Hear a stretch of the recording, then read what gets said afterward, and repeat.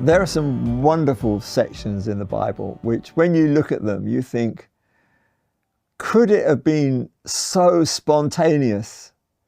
Could that amazing poem, that amazing song have just risen up in someone's heart and be spoken out in that way? And if so, how did it get into the Bible? Who was there to record it? But I think what we do find sometimes is that these spontaneous songs remain with the person who has sung them, and it becomes a pattern for life. And that's why they remember them. And I think this is particularly true for Mary when she's told that she is going to give birth to the Messiah, and she just sings or says actually, but it's more like a song, isn't it? Let me just read the first two verses. It says this, "And Mary said, 'My soul glorifies the Lord, and my spirit rejoices in God my Saviour.'" Now, those of you who go to evening prayer will know from the prayer book that this is the Magnificat, and it's right there in the service. But what I want you to catch afresh is the spontaneity at this moment. It just bursts forth from her.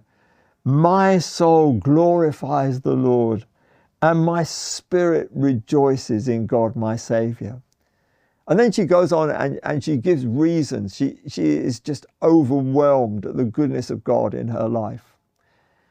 And I think that as she says all of this, it's getting imprinted on her memory, because when Luke writes his gospel, he does a lot of research.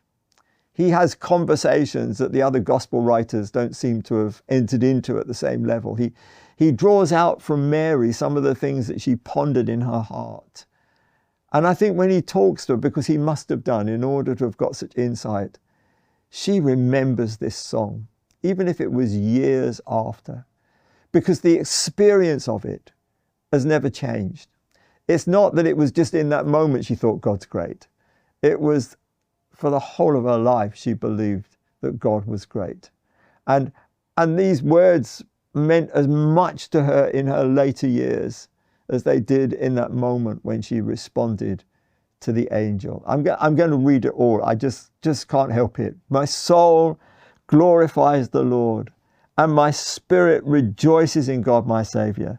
For he's been mindful of the humble state of his servant. From now on all generations will call me blessed, for the Mighty One has done great things for me. Holy is his name. His mercy extends to those who fear him from generation to generation. He's performed mighty deeds with his arm. He's scattered those who are proud in their inmost thoughts. He's brought down rulers from their thrones, but has lifted up the humble. He's filled the hungry with good things, but has sent the rich empty away. He's helped his servant Israel, remembering to be merciful to Abraham and his descendants forever, just as he promised to our ancestors." She's got the history, but she's also got the reality of her personal experience. It's an incredible song. Let it touch our hearts afresh.